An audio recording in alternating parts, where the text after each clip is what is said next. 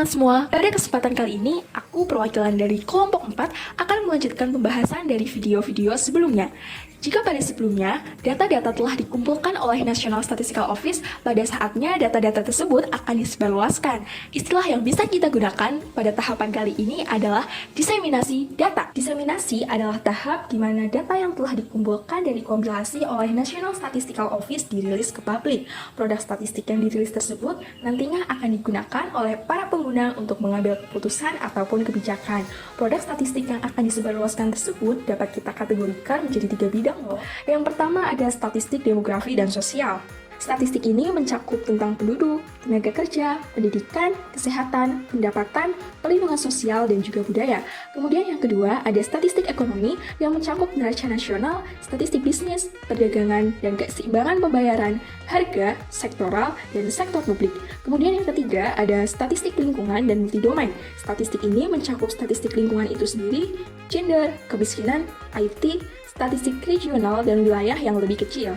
Adanya pengguna yang beragam membuat NSO dalam merilis produk statistiknya dalam format yang beragam pula. Tujuan dari adanya format yang beragam ini adalah untuk memudahkan dan menyesuaikan dengan jenis pengguna yang berbeda-beda itu. Format umum yang biasanya dirilis ada 4 jenis loh. Yang pertama adalah database online. Database online merupakan kumpulan data yang disediakan secara online yang dapat diakses melalui website.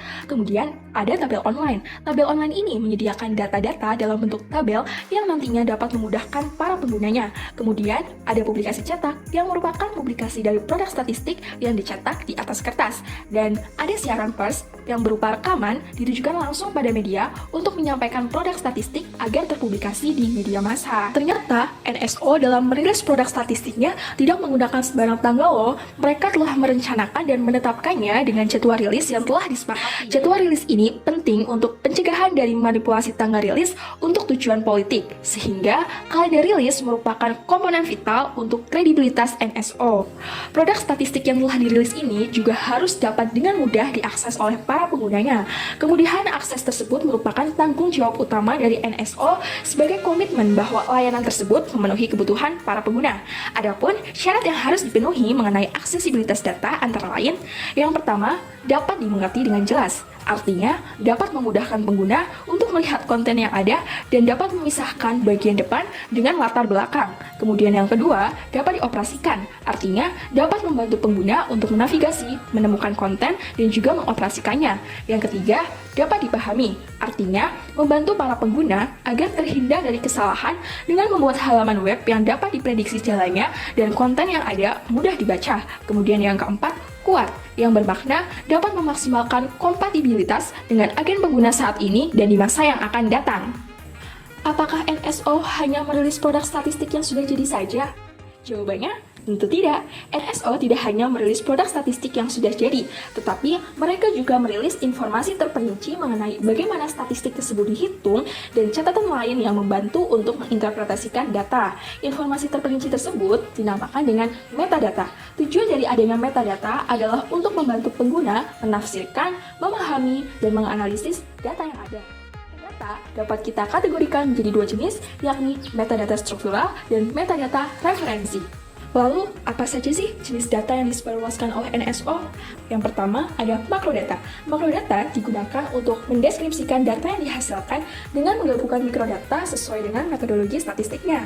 Kemudian yang kedua, data geospasial mengacu pada data yang memiliki komponen geografis seperti alamat, kota, dan kode pos. Dan yang ketiga, ada mikrodata yang berisi informasi tentang individu, rumah tangga, atau badan usaha yang dikumpulkan melalui survei atau wawancara, serta dapat terdiri dari data individu yang dikumpulkan dari sistem administrasi pemerintah ataupun register.